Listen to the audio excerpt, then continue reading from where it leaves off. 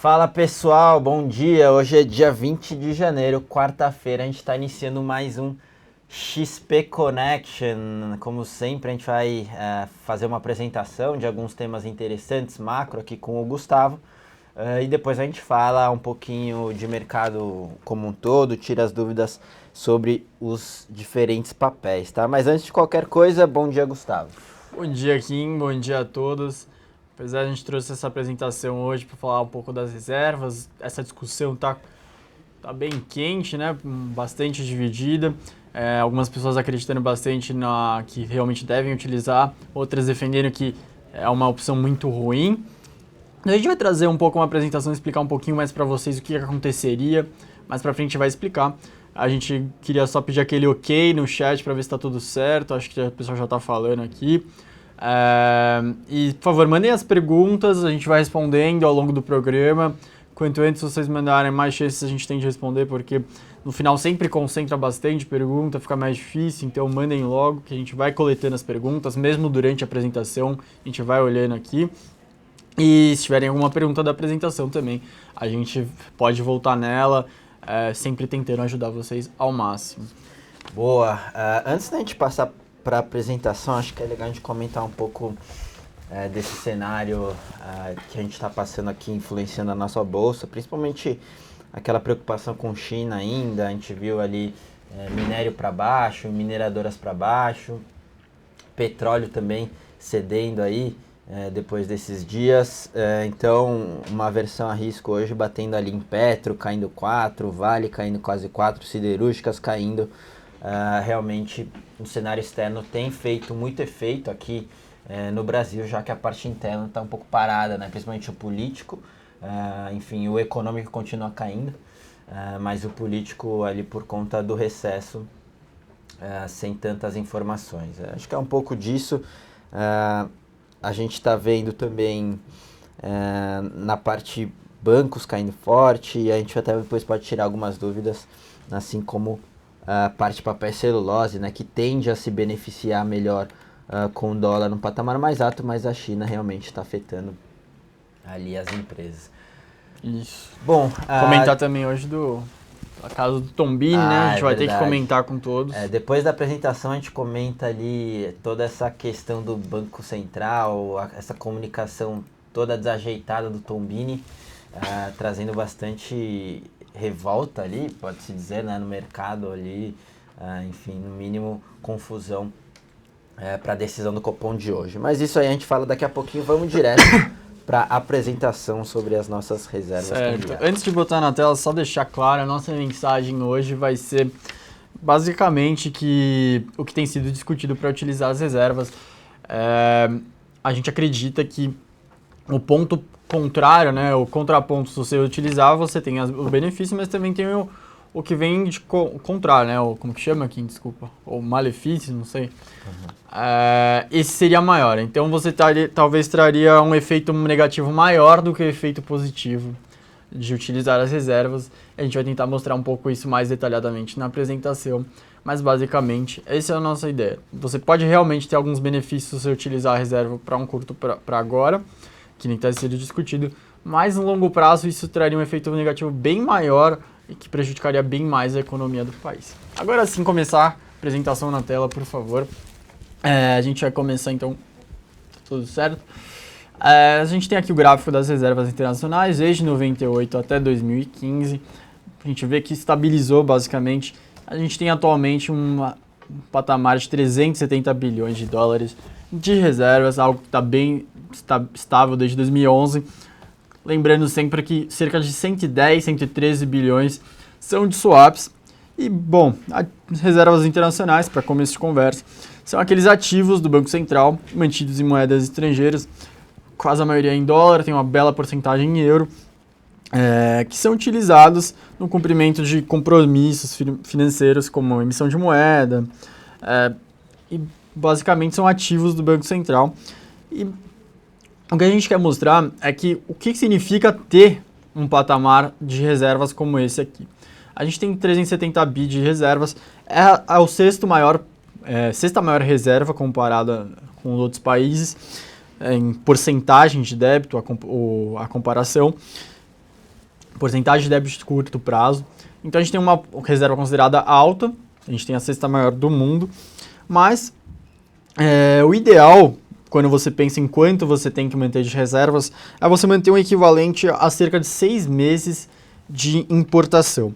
Então, se tivesse um cenário caótico, um catastrófico, acontecesse algo que o país parasse realmente, uma queda súbita de exportações, uma suspensão de créditos externos, o Banco Central precisa pelo menos ter algo para cobrir 6 meses de importação. Não é algo oficial, mas algo bem aceito nos meios acadêmicos.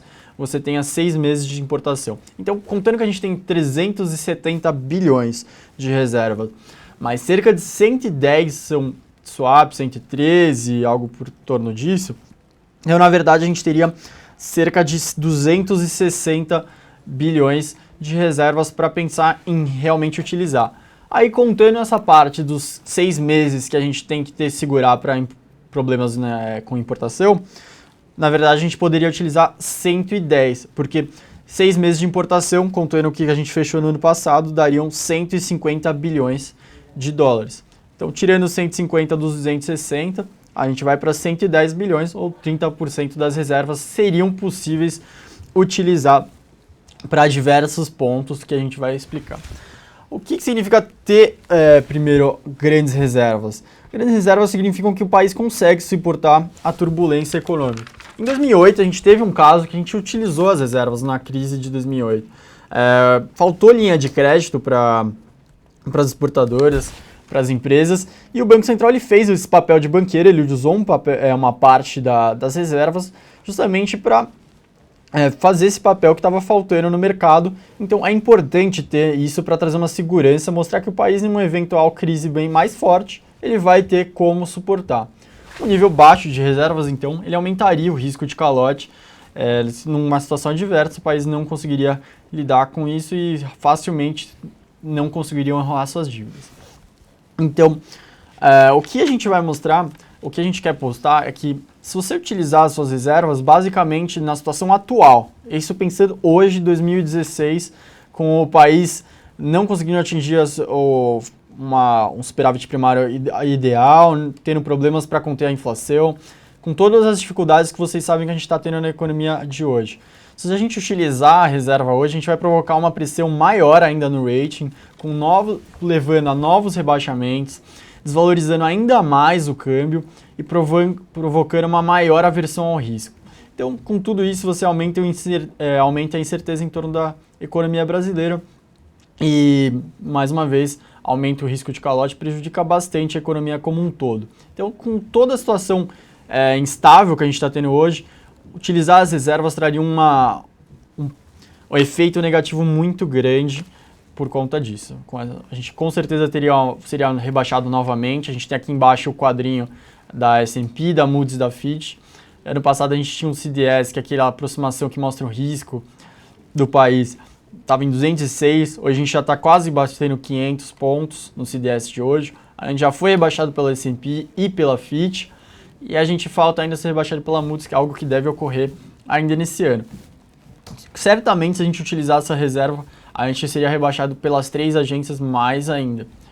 E o câmbio, obviamente, dispararia mais e prejudicaria bastante as empresas teriam bem mais dificuldade para conseguir empréstimos lá fora, aumentaria bastante o custo de crédito dela. O que está sendo proposto hoje, então, é que o que foi ventilado seria utilizar essas reservas para gastos como infraestrutura, para aumentos de crédito. Isso realmente poderia trazer um benefício no curto prazo, teria um efeito positivo. A questão é se esse efeito seria maior do que todo esse efeito negativo que a gente está mostrando aqui para vocês.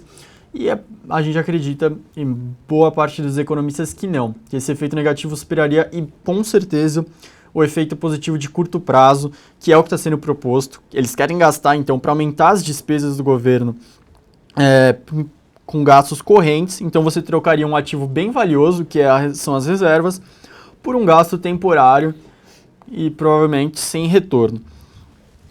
A gente tem aqui ainda o gráfico do CDS, que eu acho que não vale muito ficar nele, mas basicamente a gente vê bastante que é de 2015 para 2016. A percepção da instabilidade da economia do país tem prejudicado bastante a percepção externa, cada vez mais acreditando que o país não tem condições de estar... Imagina se a gente não tivesse reservas, para onde iria, né? Exato, e esse é o ponto. Se a gente vender as reservas, isso dispara ainda mais. Isso vai bem mais para frente. Como a gente mostrou aqui no slide anterior. E também o câmbio, aqui tem um gráfico de câmbio, acho que dessa vez a gente já apresentou isso na semana passada. O câmbio já passou a barreira dos 4 novamente. O câmbio desvalorizaria ainda mais, com certeza, se a gente utilizasse as nossas reservas, porque esse é o ponto. Se a gente tivesse uma situação econômica mais simples, mais sustentável, econômica, a gente poderia discutir. A gente tem realmente uma parcela de reservas bem alta. Mas, na situação econômica atual, o efeito negativo seria bem maior. Acho que pode trazer para cá. Tem algumas perguntas já da apresentação. Acho que se faltar algum ponto, daqui a pouco eu retomo. Teve uma pergunta aqui do pessoal, enfim, questionando se será que esses números de reservas não são maquiados de alguma forma. É difícil, né? É difícil você... o Banco Central publica, né? É difícil você falar que está maquiado. Eu acho que o interessante aqui é a informação do... Você tem o valor das reservas, o quanto você tem que desconsiderar na parte swap, a parte de reserva mínima que você tem que ter. Isso sim é um cálculo interessante. Agora, os dados em si estarem maquiados, acho que probabilidade baixa, são dados bem auditados e do BC, né? Eu acho que sim, acho que esse ponto não teria muito para que se preocupar. Um ponto que eu acho que eu faltei falar foi o seguinte, por que eu insisti bastante, situação atual, situação atual, situação atual. Se a gente tivesse numa economia assim, bombando, se o país realmente tivesse feito tudo que deveria ter feito e tivesse crescendo, basicamente não tivesse corrido o que aconteceu nos últimos anos. Aí sim a gente poderia começar a discutir, utilizar as reservas para abater um pouco da dívida interna e realmente isso reduziria o estoque, começaria... Se a gente tivesse atingindo os superávites primários, se o fiscal tivesse organizado, aí sim poderiam discutir a utilização das reservas e isso talvez teria um bônus para o país. Mas hoje não dá para falar isso. Se a gente realmente fizesse isso, mesmo que não fosse para a infraestrutura, não fosse para esses gastos correntes que só durariam um ano, se fosse para algo como abater mesmo a dívida, a gente continua tendo problema fiscal, né? As medidas do ajuste fiscal no ano passado não conseguiram passar a maioria, esse ano não está nada sendo sinalizado que vai ser diferente. Então, a gente abate a dívida esse ano, mas continua as despesas continuam crescendo, os gastos não importa, os gastos continuam estáveis ou crescendo pouco, mas as despesas continuarem crescendo tanto, daqui a 5 anos a gente precisaria de novo abater, mas aí não vai ter mais a reserva. Então não vale, o saldo é ruim. De uma maneira mais simples ali, quando você usa as reservas para um alívio de curto prazo, você joga o problema do ajuste fiscal para frente, né? E até pior isso, porque você faz essa maquiagem de tá tudo bem, mas o ajuste fiscal vai sendo jogado para frente e aí o estrutural continua muito ruim. E é interessante essa questão que o Gustavo comentou, usar as reservas para fins de abater dívida, isso aí você tende a anular juros futuros, então aí é um benefício permanente, né? E quando você usa ali sem muito critério para algum tipo de política expansionista, realmente uma coisa pontual que só deixa os problemas estruturais maiores porque você joga o problema para frente, enfim, principalmente ajuste fiscal aqui comentando. Boa. Bom, acho que de reservas é interessante isso, aquele outro ponto que eu acho que vale frisar também, é que as agências de rating, eles olham muito, né? Quer dizer, é um ativo valioso, querendo ou não, sempre que tem ali divulgação das agências, elas comentam, poxa, o Brasil tem uma posição confortável ali em termos de reservas, etc. Então, se você tira ali e gasta à toa, digamos assim, esse ativo, realmente você tenderia a piorar, a gente veria CDS para cima, dólar para Dólar cima. desvaloriza bastante. Então, assim, Os próprios investidores gringos, eles falam que ainda tem posição aqui porque estão confiantes, né? Tem uma reserva que garante para eles que dá para continuar por aqui. É isso aí. Então, muito cuidado ali. De novo, são algumas notícias que saem na imprensa, de vez em quando, mas nada muito concreto, né, de que vão usar ali. Oficialmente o Banco Central fala que não, que é uma péssima ideia, e o Ministério da Fazenda também que não, mas... Boa. Indo aqui para as perguntas, né, eu não sei se você tem algum... Mas é que nem eles estão falando bastante do PT, mais essa linha do PT, que está indo bastante contra o que o governo tem falado, bate muito firme esse ano, depois que o Levy caiu, que tem que utilizar as reservas. Então, um dos principais adversários hoje do governo é o PT, né? Isso aí. Vou ir para algumas perguntas aí depois a gente volta aí para a parte macro, falando do Tom Bini. Eu vou vendo algumas aqui também. O S&P estava perguntando sobre o fluxo cambial, se tende a ficar positivo aí para os próximos meses. Você vê alguma coisa nesse sentido? Desculpa. O S&P estava perguntando se a gente acha que em termos de fluxo cambial tende a ficar positivo ali para os próximos meses, algum tipo... Se vai reverter o que aconteceu nos últimos? De percepção ali de investidores estrangeiros ou algo nesse sentido entrando no Brasil. Acho difícil, né? Uma mudança muito drástica na dinâmica. Acho que não tem nada sinalizando isso, por enquanto. Boa. O Tander está perguntando aqui, os Estados Unidos, eles podem sofrer também com a China? E citou ali a crise de 2008, etc. É interessante falar dessa questão, né, de China, porque os Estados Unidos, teoricamente, têm uma economia um pouquinho mais fechada, né? Se comparar, por exemplo, com emergentes ali, tão dependentes da China, os Estados Unidos eles têm uma economia interna muito forte, e até essa era a discussão, né, nos últimos FONCs ali, de que... assim, da questão externa, né? Nos últimos anos eles pouco citaram, né? E agora que a crise agravou bastante, aí sim começaram a citar. Então, você vê aí de fato que a economia dos Estados Unidos é um pouco mais fechada ali que o restante. Então, com certeza ela deve sofrer, né? Os Estados Unidos devem sofrer, mas não na mesma magnitude que emergentes, por exemplo, e até talvez a Europa. Sim, isso eu concordo, mas o ponto que eu queria dizer é que hoje em dia tá tendo uma dicotomia, né? O mercado tá olhando para os dados da China de um jeito bem diferente que a maioria dos economistas, né? O mercado está bem mais preocupado do que os economistas. Eu queria explicar um pouco. A gente teve os dados de PIB ontem da China, cresceu 6,9% no ano de 2015, baixo dos 7% da meta oficial. Mas, de qualquer forma, é uma desaceleração que continua organizada, né? Não foi um colapso da economia, se a meta era 7, foi 6,9.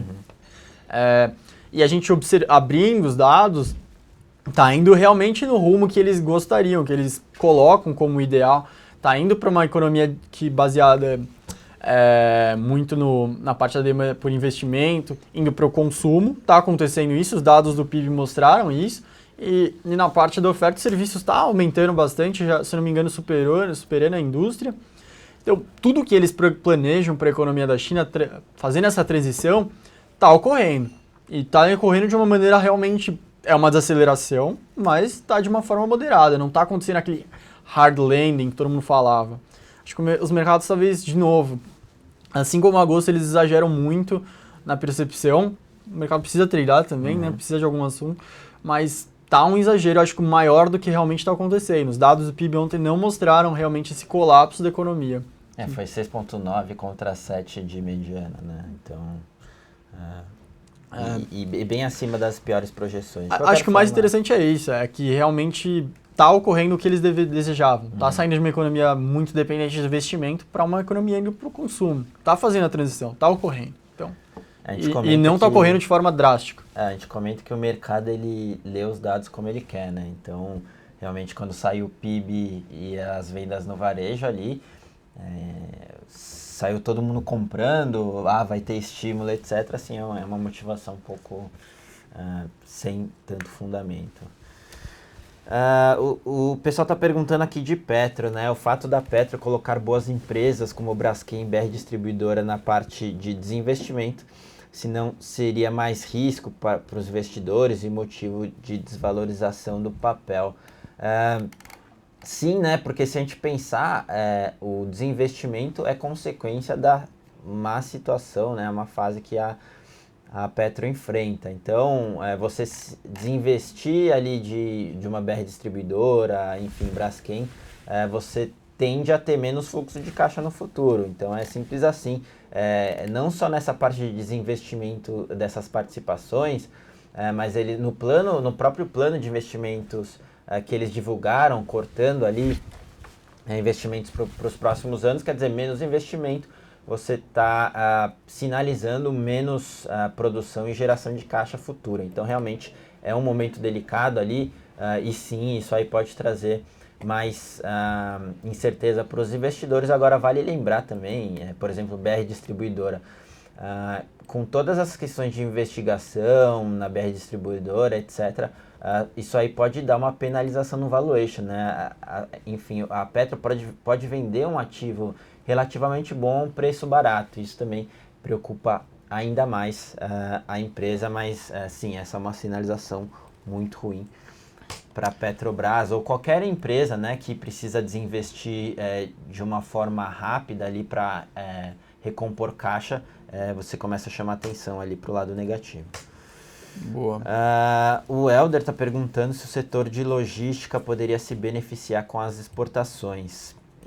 Na verdade, o que a gente tem visto é um movimento contrário, né? Se a gente olhar o setor de logística na Bolsa, a gente tem ali apenas algumas empresas, né? Tem concessões rodoviárias, portos, etc. Então, portos a gente vê que tem aumentado a concorrência ali e a demanda tem caído. Então, não é um cenário bom mesmo com esse cenário de dólar para cima. A parte de ferrovias e rodovias também, a gente está vendo ali com uma retração econômica, a gente vê em termos de fundamento, tráfego caindo, etc. Isso aí tende a afetar muito as receitas das concessões. Então, assim, pode ser marginalmente positivo para as ações, não, para as empresas, né, a parte de exportação, mas não necessariamente vai tirar ou mudar, né, ali o estrutural, que realmente essa desaceleração econômica que vai pegar a parte de infra, com certeza. Você pode até ter ali novidades com relação a pacotes de infraestrutura, mas ainda muito incipiente ali para você tomar uma posição no papel, tirando a parte de juros num patamar mais alto. Isso aí tende também a prejudicar a parte de concessões principalmente. Se você viu alguma pergunta aí? Eu vi essa do Luiz aqui, perguntando da parte, comparando, né, a relação do Brasil. Só falar certinho para ele saber qual que eu estou respondendo. Porque a questão da relação de dívida pública do Brasil, e aí ele compara com os Estados Unidos, né? Porque os Estados Unidos tem uma dívida pública bem maior. Por que aqui é problema, porque lá não? Basicamente, Luiz, quando a gente olha os dados, realmente o Brasil não tem um problema de estoque. O estoque do Brasil realmente é bem menor. Os Estados Unidos, 17 trilhões. Mas o que a gente olha, que as agências olham, o mercado olha, os economistas olham, é o que está acontecendo no longo prazo, né? Tanto que as agências repetiram muito esse discurso no ano passado. Elas não se importavam se o Levy ia conseguir fazer um superávit primário em 2015 ou em 2016. O que elas queriam é uma sinalização clara de que o Brasil ia conseguir estabilizar essa relação no longo prazo. Se conseguisse sinalizar que para 2018 tudo ia ficar certo, estava bom. Então, o que isso significa mais explicado ainda? Se eles iam conseguir estabilizar a relação entre o que o Brasil ganha, a receita do Brasil e os gastos. Atualmente, os gastos crescem muito, muita coisa indexada, muita coisa não tem como mexer, acho que só cerca de 10% do orçamento o governo pode mexer, o resto tudo é lei. Então, se a gente pega as duas linhas, a trajetória da receita, ela, com a crise, obviamente, ela tem recuado, mas de qualquer forma ela é praticamente estável e os gastos estão crescendo muito. Então, se essa relação continuar, a gente vai continuar tendo déficit e aí essa dívida que hoje é pequena vai ficar crescendo de uma forma rápida, porque a gente tem juros bem altos, e aí vai passar a estourar, o país não vai ter como bancar essa relação no médio prazo, não é no curtíssimo prazo. E na questão dos Estados Unidos, é diferente, é exatamente o contrário. Eles têm um problema de estoque, é bem alto realmente, mas é uma relação bem estabilizada. acabaram de subir juros de praticamente nada ficou em praticamente zero por muito tempo. Lá é o contrário que acontece e por isso tem uma percepção bem mais tranquila e bem mais sustentável. Eles têm um caminho para reduzir, não para subir. Se eu não me engano, eles não, especificamente, mas é que esse caso dos Estados Unidos é um pouco mais específico. Eu posso explicar ainda mais detalhado, mas acho que não vem exatamente ao caso. Mas por isso que eles não analisam, não dá para comparar tanto. Boa. O Henrique perguntando, né, se com as chuvas nos reservatórios e as elétricas ali ganhando nível nos reservatórios, se isso aí tende a beneficiar as empresas, etc. Acho que no relativo sim, mas a gente deve ver ali uma dinâmica de preço para baixo, mais para frente, também nessa questão. Outro ponto que nos chama atenção nesse setor é a interferência do governo. Então, a gente tem comentado aqui que a gente tem ficado longe do setor de elétricas por conta dessa interferência do governo e toda essa questão de incerteza climática. Então, a gente prefere ir para outros ativos e setores que a gente consegue ter uma análise ali, traçar um cenário um pouco mais claro ali para o curto e médio prazo, tá? O pessoal perguntando de Natura, caindo bastante, etc. Natura é um ativo que é interessante, eles estão passando por um cenário de reestruturação, eles relutaram muito em criar um canal próprio de vendas, e agora eles estão fazendo isso, é uma estratégia bem interessante, só que vai demorar um pouco para se concretizar. A gente prefere começar a procurar um ponto de entrada quando a gente ter aí um pouco mais de informação sobre o sucesso da reestruturação. Lembrando que Natura também, às vezes, tem short squeeze, tá? A gente pode ver aí umas altas um pouco isoladas por conta de posições short, e até a nossa mesa de BTC sempre informa ali que Natura tem bastante demanda. Próximas perguntas aqui, comentário de Sula, né? A Selena perguntando se a gente pode comentar Sula. A gente gosta muito do papel, principalmente depois dessa queda, né? Se a gente lembrar, nas nossas carteiras a gente tinha uma posição maior em Sula, aí deu essa esticada, a gente resolveu reduzir por conta do valuation, já tinha chegado num valuation razoável. Agora, depois dessa queda, a gente voltou a aumentar um pouco a participação em Sul América. A gente gosta principalmente por conta da relação, né, com os juros. A gente vê os juros num patamar mais alto, tende a beneficiar seguradoras, e Sula está no valuation interessante. Então, vale sim uma exposição ali dentro do seu portfólio de ações. Indo mais além, né, o que seria extremamente interessante seria entrar em Sula via derivativos, né, compra o papel e compra uma proteção. Assim você participa de uma eventual alta de Sula, que é o que a gente acredita que deve acontecer, mas se o papel ceder mais, você fica protegido, isso é custo zero. A gente aqui tem feito bastante estruturas de proteção nesse cenário macro desafiador. O Márcio está perguntando, ele tem ações da EZTEC, se ele acha que é uma boa comprar mais. Não, a gente aqui na análise não acha que você deve aumentar a exposição na parte de construtoras.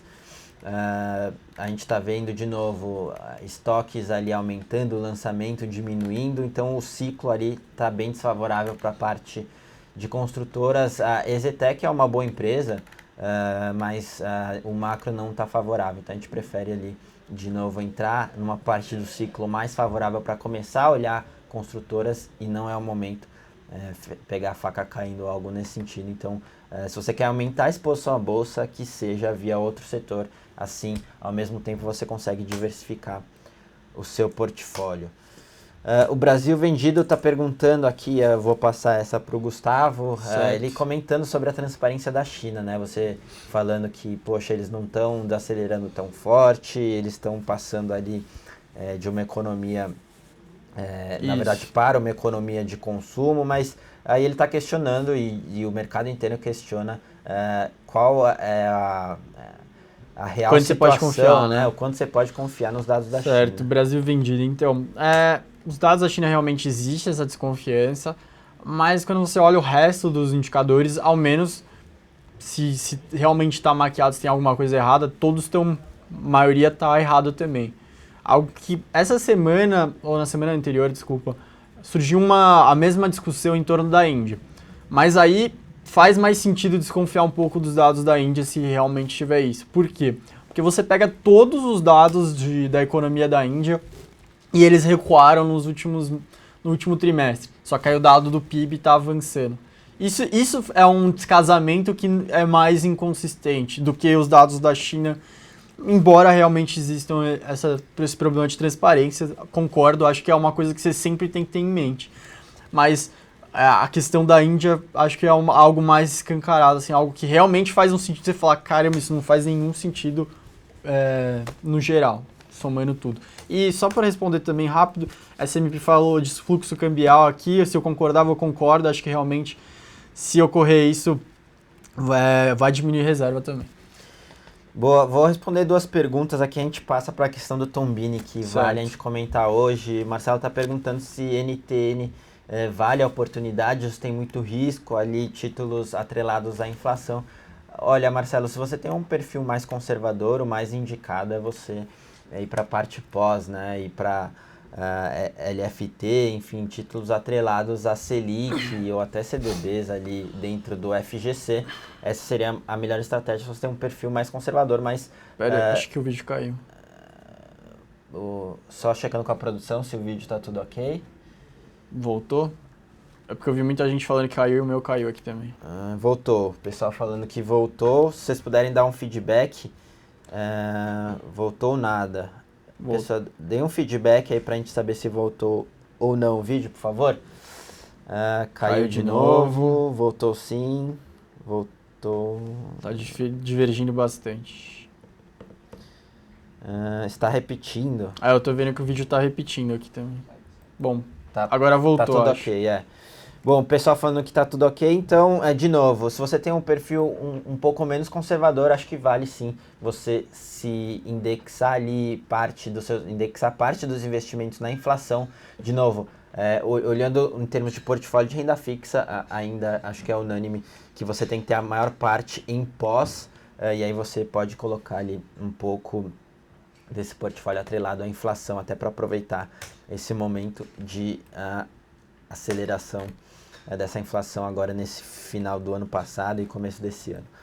Bom, fizeram várias perguntas, vou tentar responder rápido. Se a Dilma continuar, como que fica até 2018? Se ela der essa guinada para a esquerda realmente, bom, os indicadores econômicos continuariam se deteriorando. A gente acha que se repetir o que foi feito nos últimos anos só vai piorar a economia, com a condição que a gente não tem aquela situação externa mais tão favorável que nem antes. E sempre lembrando, a gente não chegou em hiperinflação de um dia para o outro em um mandato. Né? É um processo que vai se acumulando. Se a gente continuar com esse problema, não ajustando o fiscal, a gente vai ver com certeza um câmbio bem mais desvalorizado, recessão bem mais forte, e a gente chegar em 2018 com inflação quase em perto de 20, para aí sim descandalar de vez para frente. Isso aí. Foi pergunta do Soteiro, se não me engano. Bom, acho que é legal, antes da gente ir para as demais perguntas específicas, falar do nosso grande presidente do Banco Central, Tombini, né? Foi. Realmente uma comunicação estranha ontem, pré-reunião do Copom, ele teve uma reunião com a Dilma também, fora da agenda, e chegou com toda essa questão de FMI, que nunca teve tanto peso para uma decisão de Copom, né, Gustavo? E aí ele fez um comunicado oficial. Todo mundo ali que esperava 0,5% migrou para 0,25% e gente já falando em 0 de aumento na reunião de hoje. O que você tem a dizer sobre isso? Eu tenho a dizer que se o Celso estivesse aqui, ele falaria, eu disse, né? Porque a gente divergiu, a gente discordou dele, achava que era 0,5%, a opinião da maioria da nossa área era de 0,25%. Mas nesse caso, especificamente, o que a gente tem que destacar disso? Na semana anterior, já tinham vindo uma notícia que o Nelson e a Dilma tinham se reunido com o Tombini, dado sinal verde para ele subir juros, algo que já é errado, né? Porque não precisa ter sinal nenhum. Não precisa ter sinal nenhum. Foi uma notícia estranha, porque de primeiro momento você achava que tudo bem, então o Banco Central tá bem, vai poder fazer o que quer, mas não precisa desse sinal. O outro é essa reunião às cegas. Pode ter reunião com a Dilma, é bom ter reunião com a Dilma, mas na véspera do Copom é estranho, né? Deixar vazar também é estranho. E deixar vazar, eu acho que é o pior, né? Acho que a pior coisa é deixar vazar. porque aumenta a percepção de que tem interferência muito forte e que depois que o Levy saiu, a Dilma voltou a pegar a economia para ela. Então, esse é o ponto pior, acho que, de tudo. E, obviamente, a questão da FMI, o Banco Central tem diversos economistas que fazem muitos estudos por lá, já sabem a situação do país bem melhor do que o FMI. E o FMI, ele nada mais, ele estava atualizando a projeção dele, porque fazia muito tempo, né, que ele não atualizava a projeção. Pô, até parece que é uma novidade que chegou exatamente. ontem, que o Tomini falou, putz, isso tem que ser levado em conta quem foi divulgado na nota, né? Não é isso que aconteceu. Foi bem mais encarado, e acho que corretamente, como uma desculpa para não fazer um aumento tão forte. E talvez aí, até o que a gente conversou antes, fazendo o advogado do diabo, nunca foi sinalizado também tão fortemente que seria uma alta tão forte, que esse ciclo começaria com 0,5 como meio. Sempre foi bem claro que está tendo uma divergência lá dentro. Então também dá para fazer esse contraponto. Mas no final das contas, isso aí trouxe muito ruído no mercado, né? A curva, o vértice curto da curva de juros arrefeceu muito, porque estava todo mundo precificando no meio, e agora 0,25, mas o que a gente pode tirar, o que a gente comentava aqui, né? Que o racional talvez seria 1,25, mas não da forma que foi, né? Acho que até essa parte de comunicação é extremamente importante com o mercado, alinhar as expectativas, e aí no próprio dia, acho que muita gente comentando que nunca viu isso, né? Uma divulgação tão forte no dia que começaria a reunião. Ontem, em entrevista ali, o José Mendonça de Barros falando, o Banco Central conseguiu fazer com que não importa se a alta vai ser de 0,25, se não vai ter alta ou se vai ser de meio. O BC conseguiu desagradar todo mundo, não importa esse output. Então, acho que é um pouco disso que a gente queria esclarecer, né? O saldo final o Banco Central tem uma péssima comunicação com o mercado. Acho que isso ficou muito óbvio, que está falhando muito a comunicação do Banco Central com o mercado, isso precisa melhorar. E que a interferência em torno do Banco Central, aparentemente, tem muito forte. Não dá para o que é ruim. Cravar, mas todas as informações que a gente tem parece que realmente tem alguma influência ali. Então, a ver, né? A ver hoje, depois do mercado, a gente deve ter essa Amanhã, resposta. na reunião matinal, a gente vai com certeza dar uma comentada com mais destaque. De novo, a curva precificando 0,25, mas muita gente achando que não vem nem alta de juros. Aí seria um shift grande, né? De meio, precificando meio para zero ali, e mantendo os juros, tirando de lado o que seria racional ou não, mas esse shift ali, todo esse nervosismo foi desnecessário, no mínimo. Perguntaram se o Tombini fica até o final, né? Isso é um questionamento grande, né? Porque agora o Tombini tá com aquela carapuça que tava o Levy ano passado, né? Muita gente fala que o Tombini é o novo Levy. Tombini é o novo Levy. Então, parece muito que ele tomou uma chamada esses dias, principalmente porque o que eu voltando, o PT tá fazendo uma oposição ao governo, tá de adversário, pedindo pro governo mudar totalmente a economia, e o Levy, e o Tombini, ele continua convicto do que, pelo menos aparentemente convicto do que ele deve fazer. Então realmente fica difícil falar que ele permanece até o final. Vamos ver. Mas boa. Eu diria que se fosse para dar porcentagem, probabilidade, essa probabilidade ele sair antes do final aumentou muito. Mais que 50%? Mas vamos ver, né? Vamos ver muito o que vai acontecer hoje à noite para falar mais firme isso. Boa. Indo aqui, voltando para as perguntas, né? Já que a gente conseguiu falar bastante desse assunto, que realmente é o mais importante ali, que aconteceu entre ontem e hoje à noite a gente vai ter o desfecho, que é a questão do Copom, mas indo para questões mais específicas, o pessoal perguntando, né, sobre Qualicorp, poxa, o fluxo de caixa parece bom, etc. Realmente, o fluxo de caixa de Qualicorp é bem interessante, o operacional é bem interessante, o valuation está relativamente barato, mas a gente tem aquele risco de investigação, né? A gente, como análise aqui, a gente sempre toma uma postura conservadora e não gosta de ter posição nesses papéis. É só o que a gente vê, só a gente vê o que aconteceu na própria Qualicorp, saiu alguma questão de investigação, o papel desabou, o JBS também, então a gente prefere ficar fora, por mais que seja tentador por conta do operacional e valuation, não vale a gente ter essa posição com uma incerteza tão grande que você não consegue mensurar. Então a gente ainda não recomenda exposição a Qualicorp. O S&P perguntando se a gente acha que o preço do petróleo pode ter um repique significativo, como é que vai ser essa dinâmica no final de 2016. Difícil cravar um preço, né? Mas a gente sempre discute essa questão do petróleo, né, Gustavo? Olha, eu acho que assim, o que a gente enxergava até o final do ano passado é que esse ano a demanda tende a aumentar e poderia puxar o preço do petróleo um pouco para cima, simplesmente pelo aumento natural da demanda. Mas toda essa questão em torno da oferta, o Irã voltando, hoje tinha a matéria da Arábia Saudita, do ministro do petróleo, falando que estão culpando muito eles não têm nada a ver com isso, que ele vai continuar mantendo os preços porque ele acha que o problema do preço do petróleo é que teve uma oferta excessiva de gente que não deveria estar no mercado, ele culpa esses pelo colapso do preço do petróleo.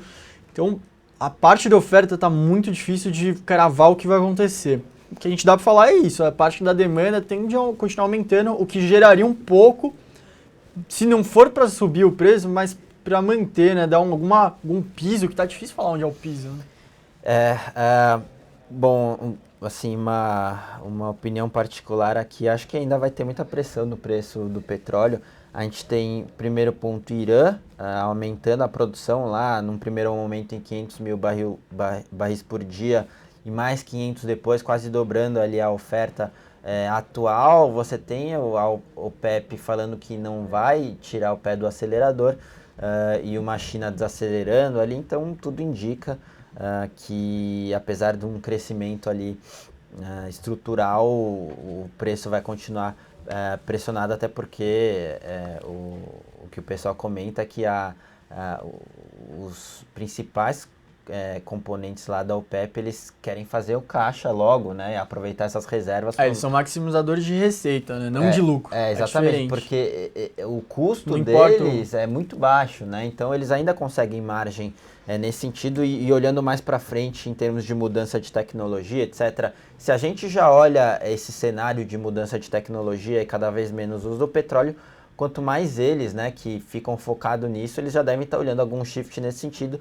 Então, nada mais justo que você, sentado numa reserva gigante de petróleo, maximizar enquanto pode, enquanto o preço ainda não é proibitivo ali para extração, né? Exatamente. Então, assim, a ver, mas realmente parece que vai ter uma pressão ainda ao longo desse curto prazo. Bom, acho que é isso, pessoal. O pessoal perguntou de NBR. A gente não olha esses ativos com menor liquidez, mas esses de maior liquidez acho que a gente já conseguiu sanar as principais dúvidas. A gente passou bastante do nosso tempo. Bom, pessoal, espero que vocês tenham gostado ali. A apresentação foi muito interessante sobre as reservas. A gente comentou bastante do BC também, que é um assunto que vai ficar em pauta durante o dia de hoje. E aí tiramos todas essas dúvidas aí sobre os ativos especificamente. Valeu aí, pessoal. Boa tarde, bom almoço para todo mundo. Valeu, Gustavo. Obrigado, Kim. Bom almoço a todos. A gente vê novamente amanhã aqui na reunião matinal no Infomoney. Então, até amanhã. Valeu, pessoal.